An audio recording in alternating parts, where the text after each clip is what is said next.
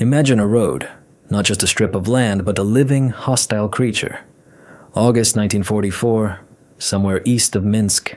The road breathes incandescent dust that sears the lungs, crunches between the teeth, and turns sweat into a crust of filth. Oberleutnant Klaus Richter, a former history teacher from Leipzig, wasn't looking at the road. He was looking through it. His eyes, once clear and gray, had become two faded slits in a mask of dust and suffering. He had long since lost count of the days. Time had blurred into a single, endless cycle. Dawn, heat, dusk, cold. The sun was not a star, but an executioner. It burned away the last remnants of strength, evaporated the moisture from their bodies, turning men into walking parchment. To his left, a man stumbled and fell. No one turned back. The column, this gray, many-legged caterpillar, did not even slow its pace. It simply flowed over the fallen body like a river over a stone.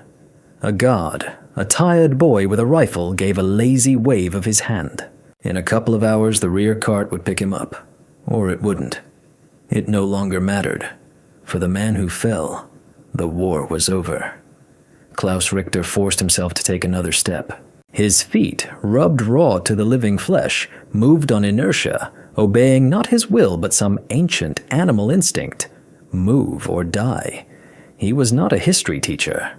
He was a mechanism composed of pain, thirst, and a single memory. The face of his wife, Elsa, which grew fainter with each passing day. Beside him, breathing heavily, trudged Feldwebel Günther, an old soldier whose face resembled a map of cracked earth. He said nothing. Words had run out long ago. Only wheezes and coughs remained. On the roadside, in the shadow of the twisted wreck of a Tiger tank, sat a young soldier staring into the void. His eyes were made of glass. He was no longer there. His soul had been left behind somewhere in a burning forest near Bobruisk. Richter knew that look. It was the look of a man who had surrendered. Not to the enemy, but to himself. And that was the most terrifying thing of all. Hunger was not just a feeling. It was a beast gnawing at his organs from the inside. Thirst was a fire scorching his throat. But the most terrible enemy was despair. It was quiet, insidious.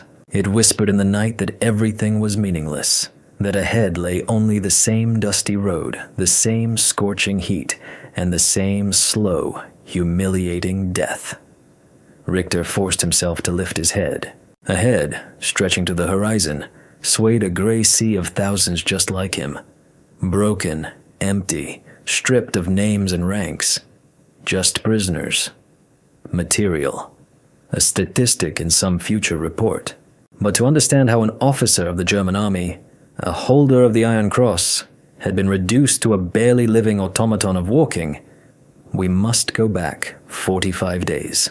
To that suffocating July day when the hell they themselves had brought to this land came crashing down upon their own heads, and the world as they knew it ceased to exist.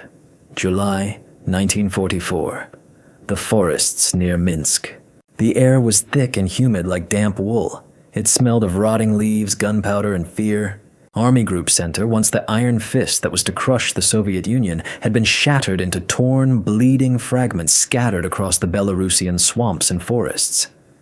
The cauldron. A terrible word that soldiers spoke only in whispers. It wasn't just a tactical map with arrows. It was a grave. A living, breathing grave that was slowly contracting, grinding divisions into a bloody pulp. In a small, hastily dug out Oberleutnant Klaus Richter tried to write a letter. The paper was damp with sweat and the pencil lead kept breaking. "My dearest Elsa," he wrote, "all is well here. The weather is warm. Soon I hope we will receive orders to relocate to a quieter sector." A lie. A shameless, desperate lie. Beyond the log walls of the dugout, there was nothing well. There was the incessant roar of Soviet artillery that hadn't let them sleep for 3 days. There were the screams of the wounded, with nothing to treat them. And there was silence. The silence of the radio waves. Army Group Command was not responding. There was no contact. They were alone. His platoon, or rather what was left of it, 18 men out of 45, was holding a tiny patch of ground. Around them was the forest, and in the forest was the enemy. Everywhere. Next to Richter, Feldwebel Günther sat methodically cleaning his rifle. He was over 50. He had fought in the First World War and viewed everything with the fatalism of an old soldier. "The main thing, Lieutenant," he would sometimes say in his gravelly bass, "is to keep your barrel clean. Everything else is from the devil." In the corner, huddled in a ball, sat Erich, a young corporal from Berlin. He'd been here since 41. He'd seen it all. The triumphant marches and the mountains of corpses near Moscow.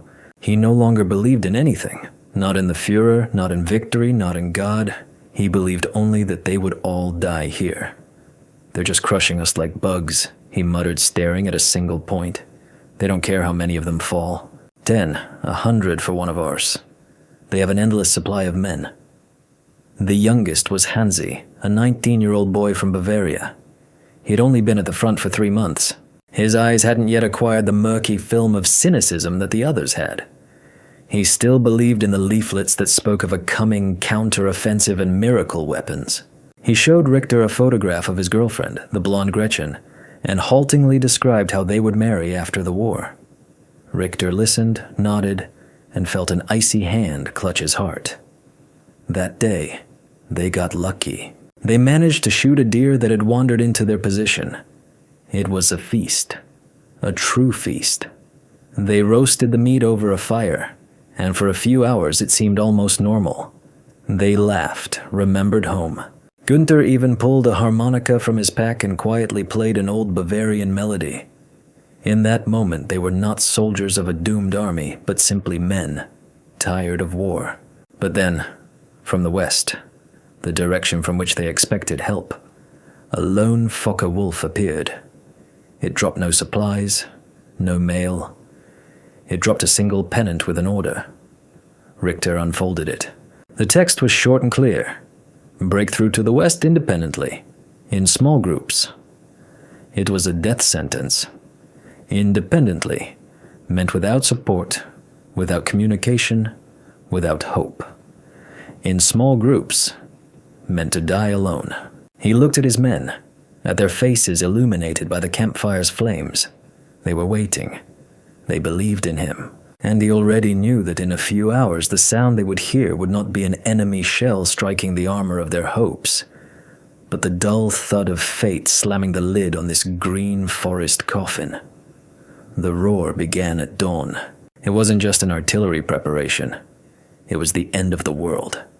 The earth bucked and heaved. Trees snapped like matchsticks.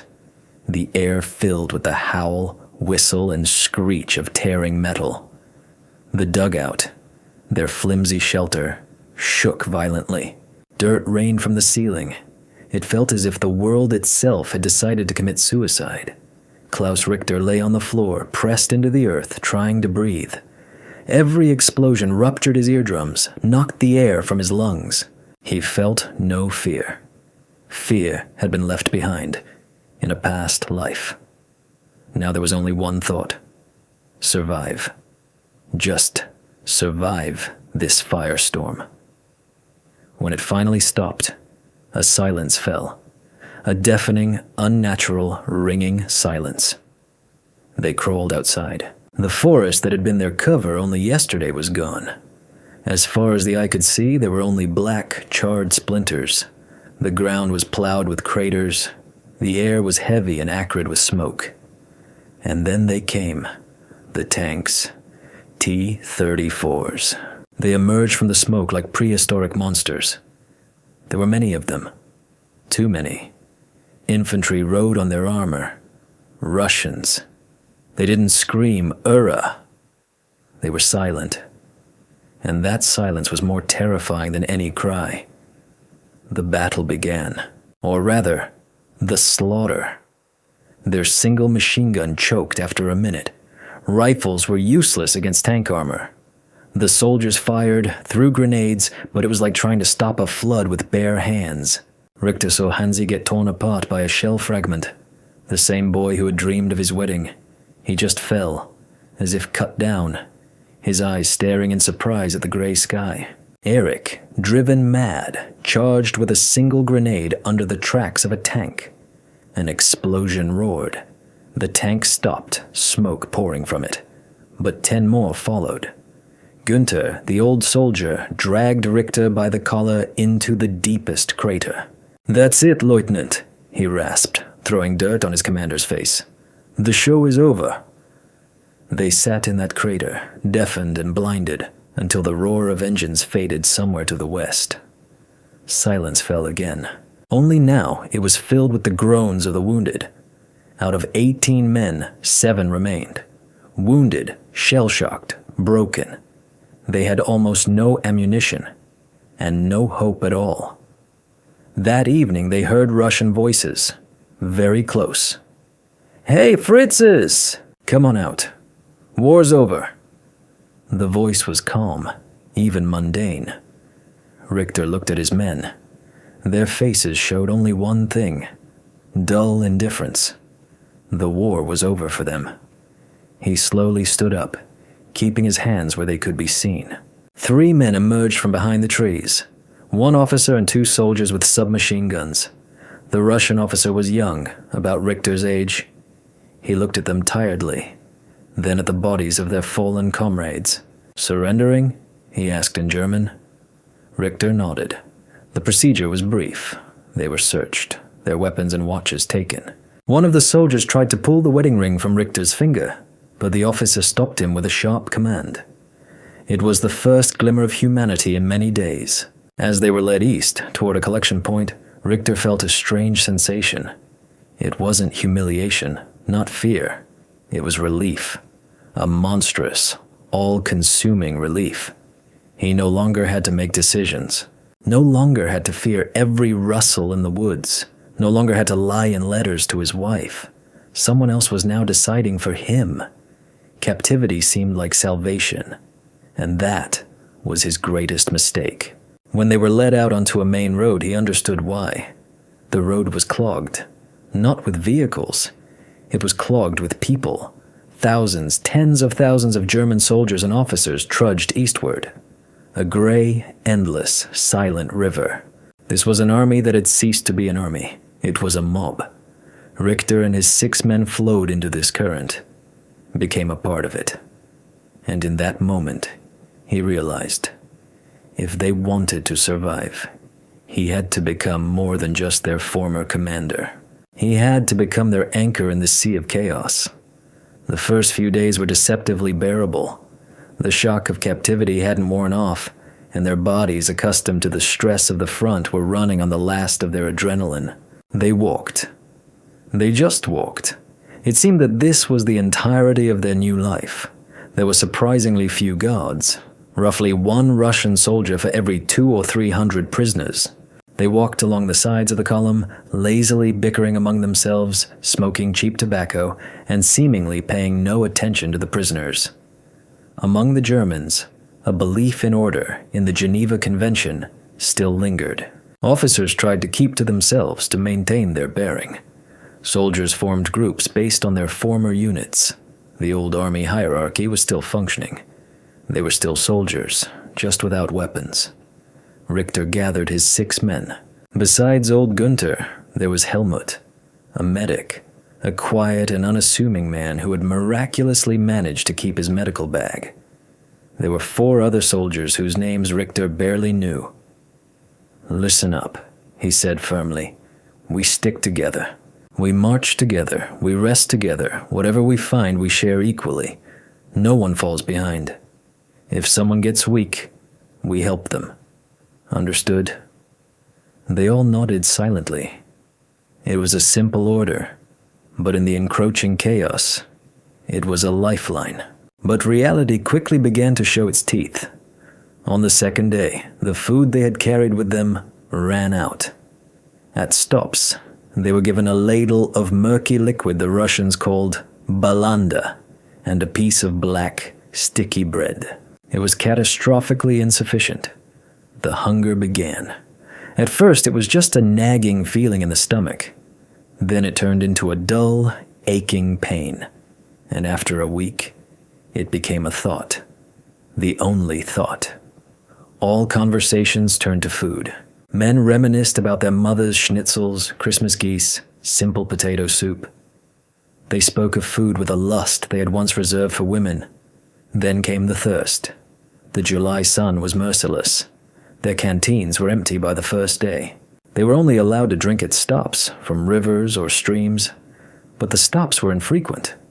Men began to drink from puddles on the road, murky, rusty water with dead gnats floating in it. Richter strictly forbade his men from doing this. "Endure it," he said.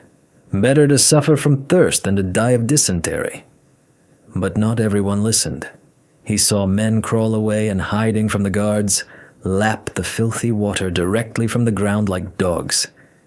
And the dysentery came. It cut men down faster than bullets. A man would suddenly turn pale, clutch his stomach, and within a few hours, he would be nothing but a dried-out husk. They were simply left on the roadside.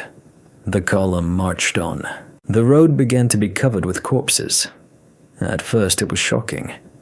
Then they got used to it. The dead bodies became as much a part of the landscape as the mangled tanks and burned-out villages. The old hierarchy began to crumble. An officer's epaulets meant nothing anymore. Ranks were erased. Only one rank remained: prisoner. The first conflicts began, over a piece of bread, over a sip of water. At night, when the column stopped to rest in an open field, the weak and solitary could be robbed or beaten. The guards didn't intervene. For them, whatever happened within that gray mass was not their concern. Their task was simple: to drive this mass eastward. Richter and Gunther established a watch within their small group. While some slept, two stayed awake, guarding their meager belongings and each other. It worked. But Richter saw how his men were changing. A wolfish glint appeared in their eyes. Humanity was receding, giving way to animal instinct. The struggle for survival became the only law. One day he saw a colonel, a gray-haired aristocrat with a monocle, fighting a young soldier over a rotten potato he had found in a ravaged field. The colonel won. He sat on the ground, greedily biting into the dirty, raw tuber, and tears streamed down his cheeks. Richter turned away. He realized that their true enemy was not the Russians, not even hunger and disease. Their main enemy was within themselves, and that enemy was just beginning to awaken. By the end of the second week, Helmut, their medic, approached Richter. His face was gray. "Lieutenant," he whispered, "we're almost out of potassium permanganate.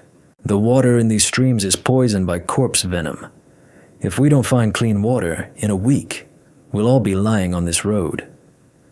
There was no panic in his voice, just a statement of fact. It seemed all was lost. Hope came from where they least expected it. It came in the form of the quiet, unassuming medic, Helmut. He was no hero. He was a simple paramedic who had worked in a pharmacy before the war. But he possessed knowledge that in these conditions was more valuable than gold.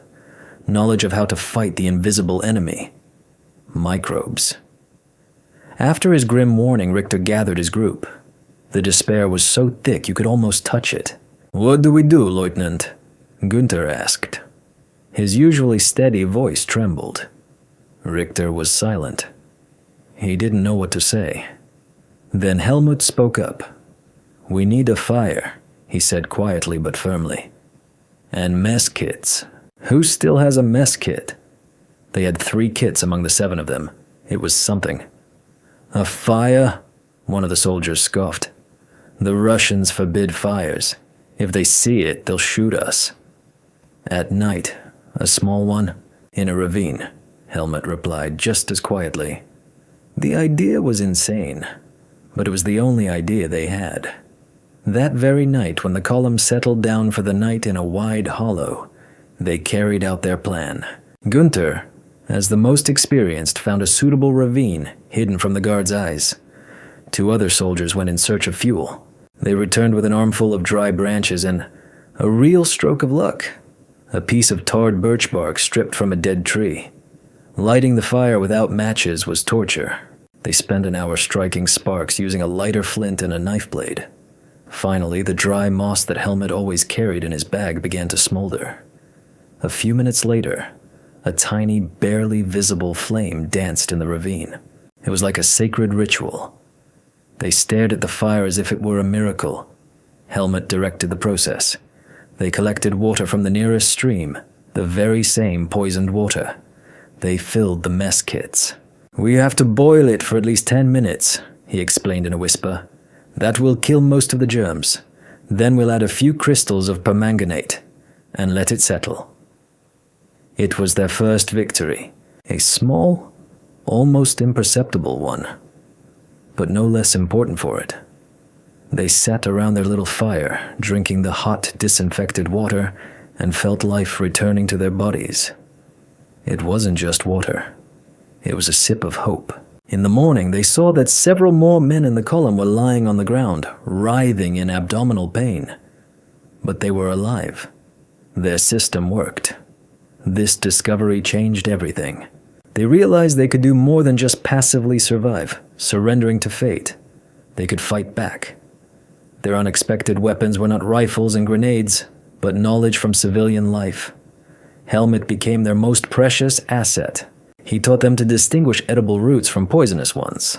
He showed them how to use plantain leaves to treat their blistered feet. He explained that sphagnum moss, which grew in abundance here, had antiseptic properties and could be used to dress wounds. Richter, the former teacher, realized that his main weapon was organization. He turned their small group into a well-oiled machine. One man was responsible for finding fuel, another for water, a third stood guard during their cooking sessions.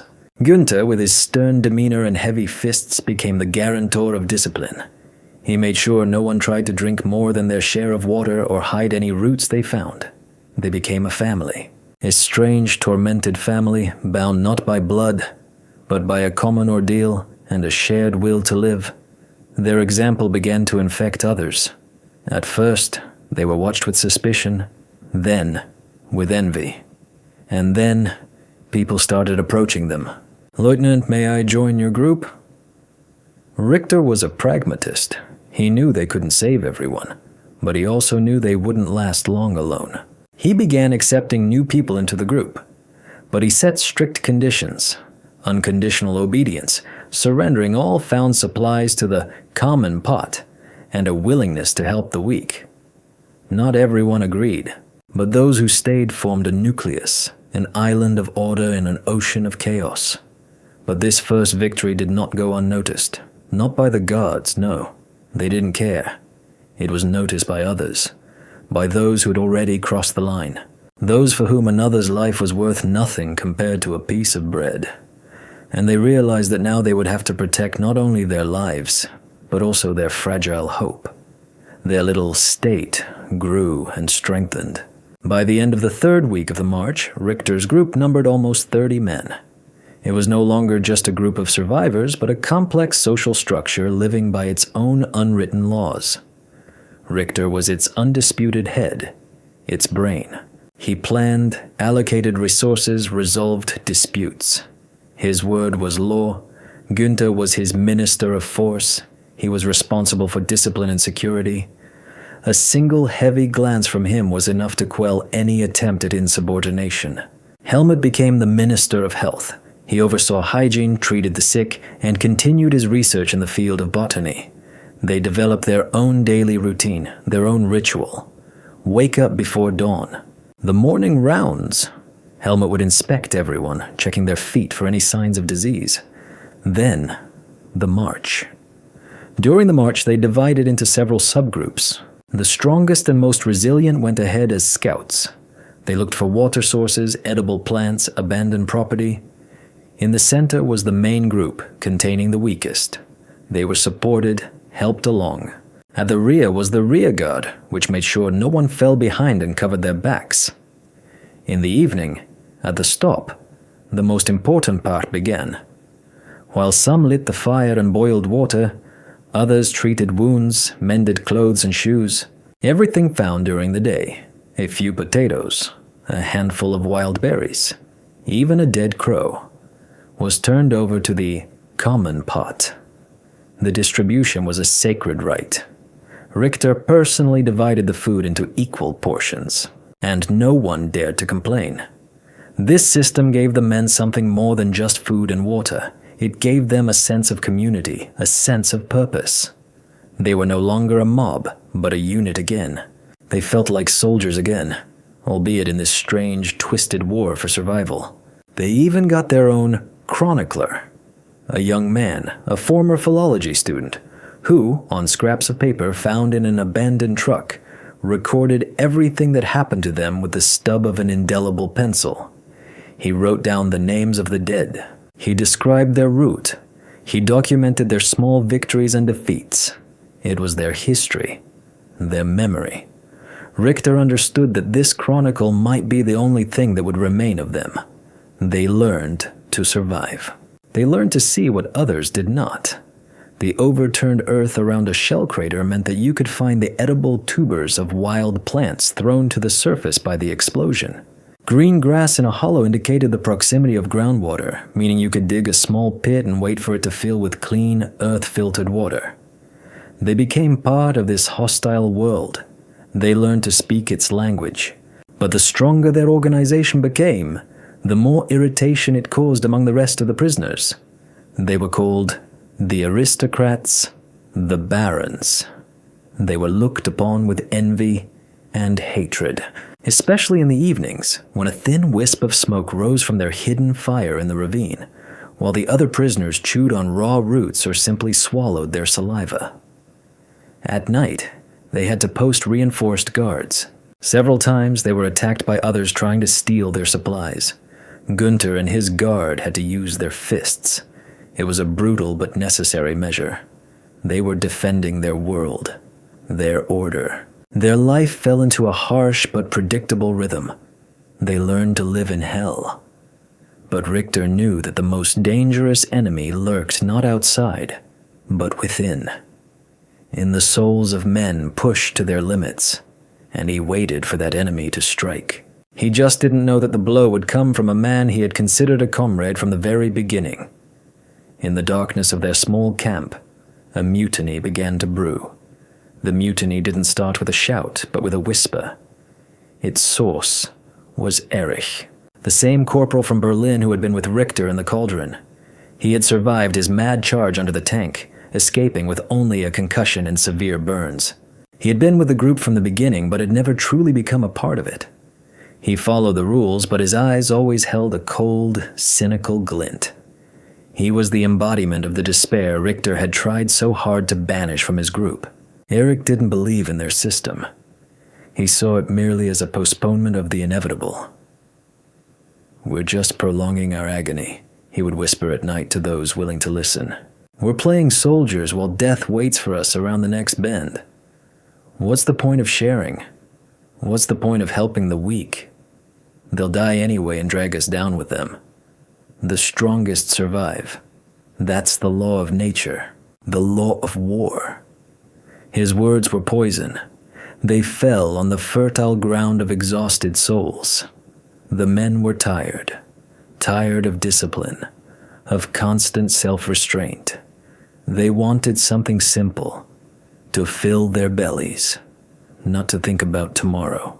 The temptation was great. The trigger for open conflict was a discovery. One of the scouts had stumbled upon an abandoned partisan cache. It didn't contain much. A sack of dried bread, a few tins of canned food, and a flask of medical alcohol.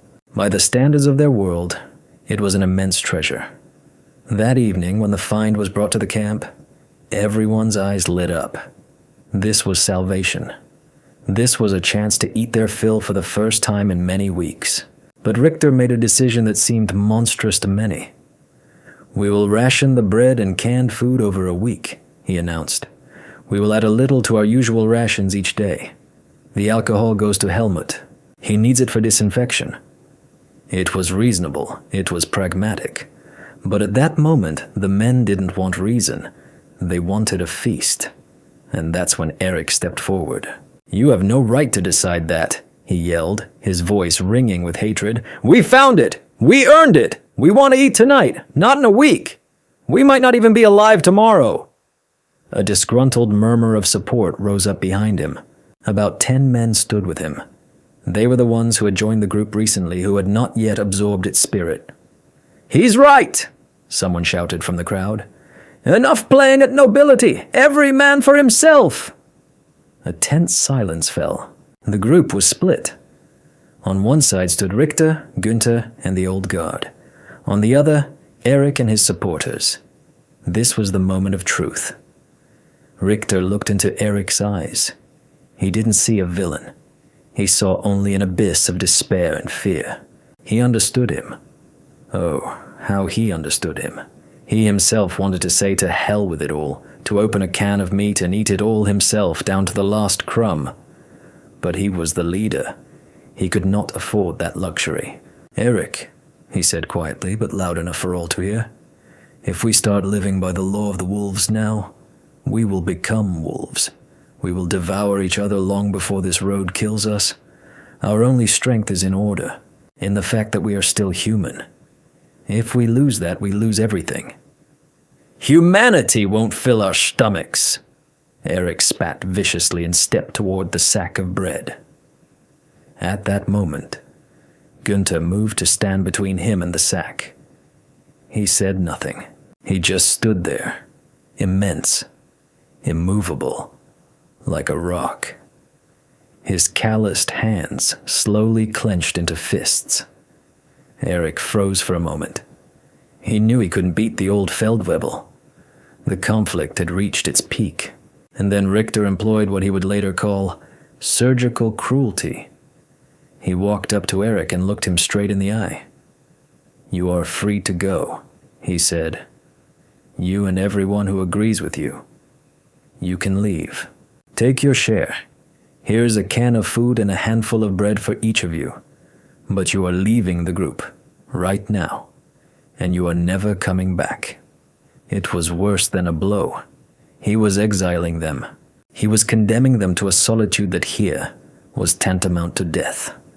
Eric and his supporters were stunned. They were not prepared for this. They wanted to rebel within the system, not be cast out of it. One by one, they lowered their heads and stepped aside. Only Eric remained.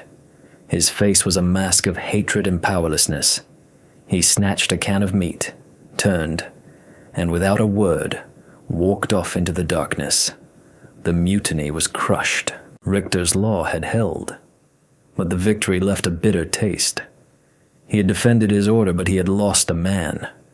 No one slept that night. They sat by the barely glowing embers and said nothing. They had defeated the enemy within.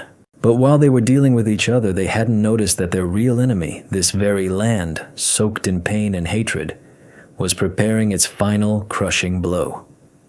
The next day, they entered a village. Or rather, what was left of one. It was a field of ashes, black skeletons of houses, chimneys reaching for the sky like tombstones. The smell of char, even weeks later, still hung in the air. It was one of those thousands of Belarusian villages that had been burned to the ground during punitive operations. The column slowed, drawing into this dead place, and here they were waiting. Not partisans with submachine guns, not soldiers. Women were waiting for them. Old women and young women in black headscarves. With them were old men and children. They stood along the road the column was marching down, and they were silent. It was the most terrible silence Richter had ever heard. There was no fear in it, no curiosity. There was only hatred, pure, concentrated, as heavy as lead. They stared at the prisoners, and in their gazes the Germans saw a reflection of what their army had done to this land. They saw burned homes, murdered husbands and sons, tortured daughters. Every stare was a verdict. The prisoners lowered their heads. Even the most hardened cynics could not withstand this silent wall of hatred. They tried to look away at the ruins, but the villagers' gazes seemed to burn right through them. Richter walked with his eyes fixed on his feet. He, a history teacher who had told his students about the great culture of Germany, about Goethe and Schiller, now felt like a descendant of barbarians. The entire veneer of civilization had been stripped away, leaving only shame. A sticky, all-consuming shame. Suddenly a cry tore through the silence. One of the prisoners, not from Richter's group, a young, emaciated boy, couldn't take it anymore. He ran out of the line, fell to his knees before an old woman, and held out his empty mess kit to her. "Matushka. Bread," he stammered in broken Russian. He was weeping. His shoulders shook with sobs. For a moment it seemed a miracle would happen, that a woman's heart would soften. But the old woman didn't even flinch. Her face was like a stone mask. She simply looked down on him. Then an old man stepped out from behind her. In his hands was a pitchfork. He walked up to the kneeling German and without a word swung it and plunged it into his back. The boy gurgled, twitched, and fell silent. Blood slowly spread in a dark patch on his gray uniform. And then hell broke loose. The women who had been standing motionless suddenly came alive. They rushed the column with whatever they had in their hands. Oven forks, pokers, stones.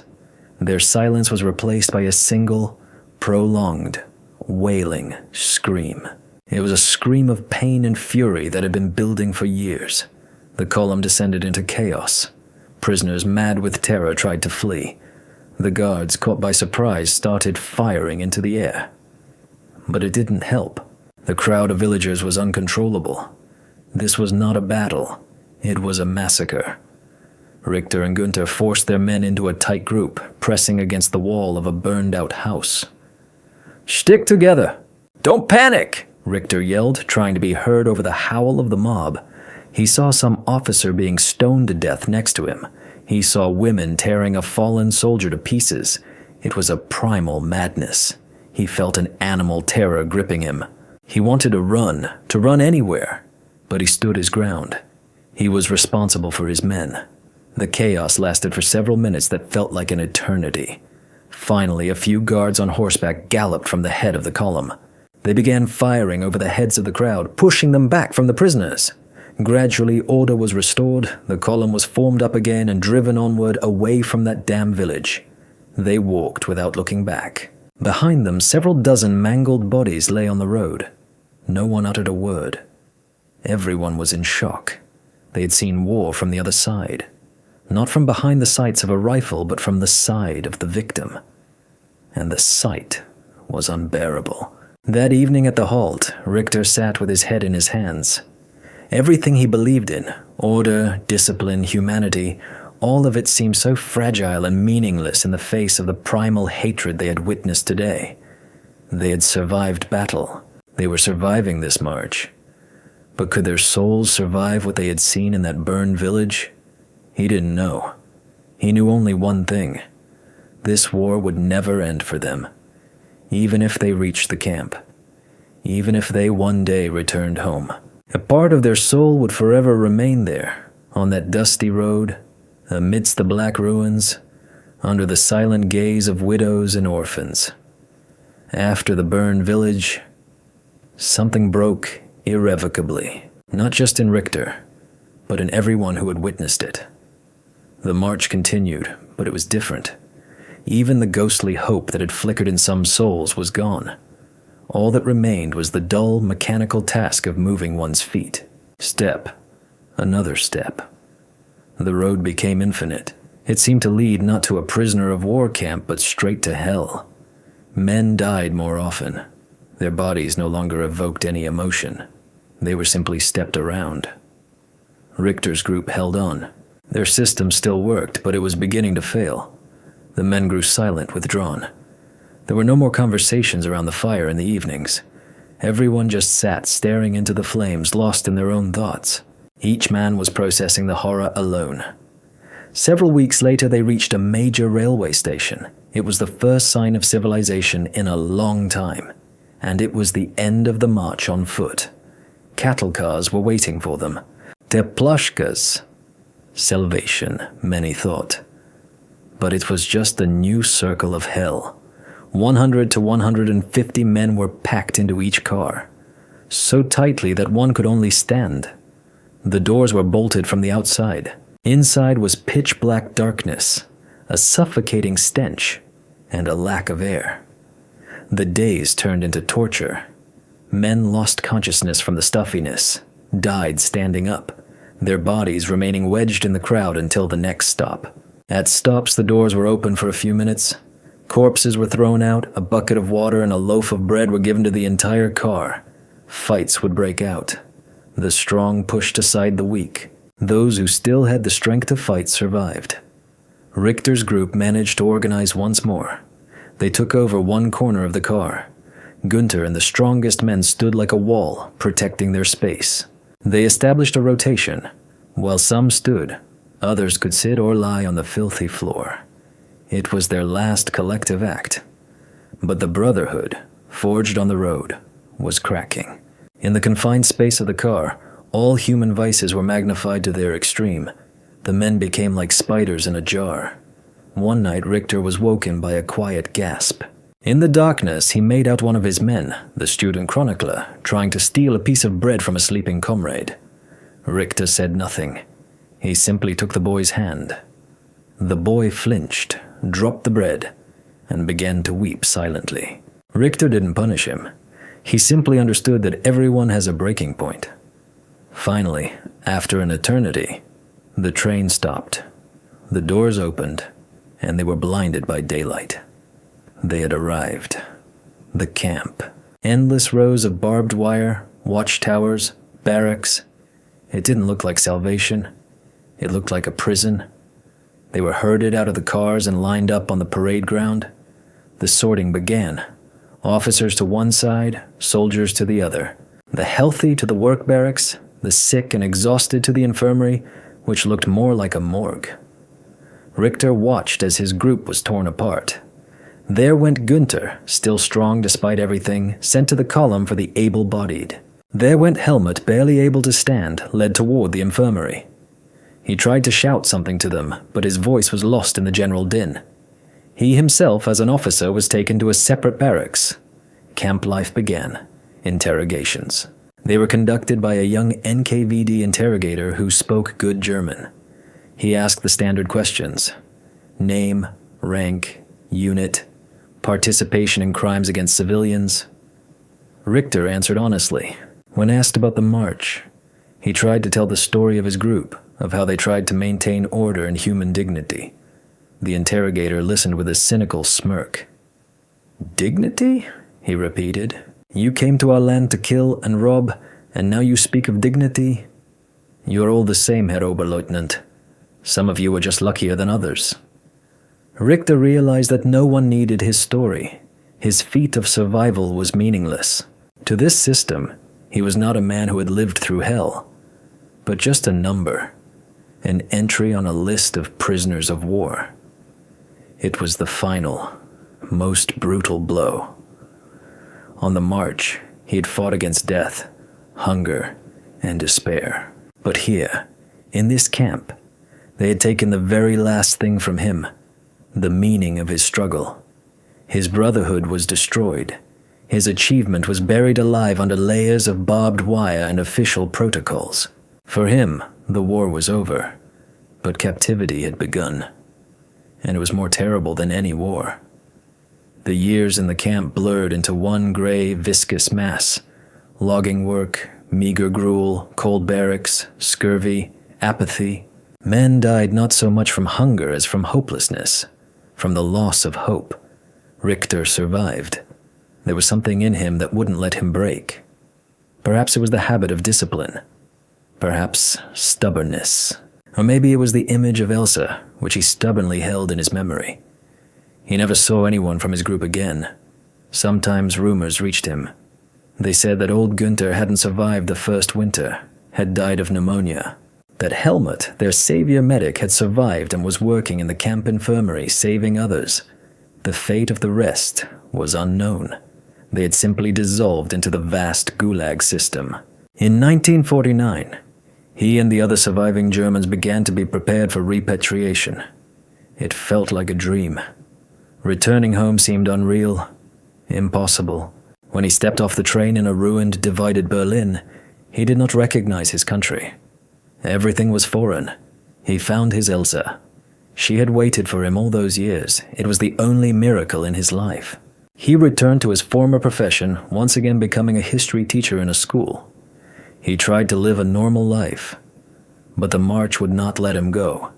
It came to him at night in his nightmares. He saw the dusty road, the glassy eyes of the dead, the faces of the women in the burned village. He tried to tell his story. He tried to tell his wife, but she would cry and ask him not to speak of the horror. He tried to tell his friends, but they, having survived bombings and occupation, did not want to hear about the suffering of German soldiers. "We all had our own war, Klaus," they would say. He tried to tell his students, young people, born after the war. He wanted to explain to them that war is not parades and beautiful banners, that it is filth, pain, humiliation, and the loss of all that is human. But they looked at him with bored eyes. To them, it was just a dull history lesson. His story of the suffering of German soldiers on the Eastern Front did not fit into the new worldview being constructed in Germany. In West Germany, they wanted to forget the Nazi past as quickly as possible, focusing on the economic miracle. In the East, they were building socialism and spoke only of the heroism of the Soviet liberator soldiers. Richter's story was inconvenient for everyone. He realized that nobody wanted his truth. He fell silent. He carried his war inside him, alone. He died quietly in 1983 from a heart attack. He was buried in a small cemetery in a suburb of Leipzig. His modest headstone bore only his name and dates of life. Not a word about him being a soldier. Not a word about him having led 5 of his comrades through 500 kilometers, about 310 miles, of hell. But history does not die. It merely sleeps, only to awaken one day. The official chronicles of the Second World War do not mention Richter's group.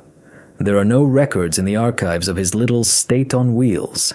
His feat, like the feats of thousands of others, has been lost to time, buried under tons of reports, orders, and political expediency. But it did not vanish without a trace. It became a legend, a soldier's tale, whispered from one survivor to another in the Soviet camps. It was said that on that terrible march, there was an Oberleutnant, a former teacher, who managed to create an island of order in the midst of chaos. A belief spread among the soldiers that those who joined his group were given an extra chance at survival. His name was forgotten, the details blurred, but the essence remained. The story became a myth about the indomitable human will, capable of creating laws and fighting for humanity even in hell. It was said that the symbol of his group was a small mess kit in which they boiled water. For the prisoners, that mess kit became a kind of holy grail, a symbol of hope and salvation. No one knows what became of the chronicle kept by the philology student on scraps of paper. Perhaps it rotted away in the pocket of his uniform. Or perhaps it was found by some Russian soldier who, not understanding what was written, simply threw it away. But one wants to believe that it lies somewhere, in some forgotten archive, waiting for its moment. This story is not just a chronicle of the survival of a group of German prisoners of war. It is a parable, a reminder that the most important front line is not drawn on staff maps, but within the human soul. It is a story about how even when the world is collapsing, when civilization turns to ash, there are people who try to build a new world on those ruins. Even if that world fits into one small group of exhausted men walking an endless road. Was their struggle worth the sacrifice? There's no answer to that question. But one thing is certain. As long as even one person is willing to share their last piece of bread with a dying comrade, as long as they are willing to boil water in a mess kit under threat of death to save others, humanity has hope. Write in the comments what you think of this story, and subscribe to the channel so you don't miss other forgotten pages of history that should never be forgotten.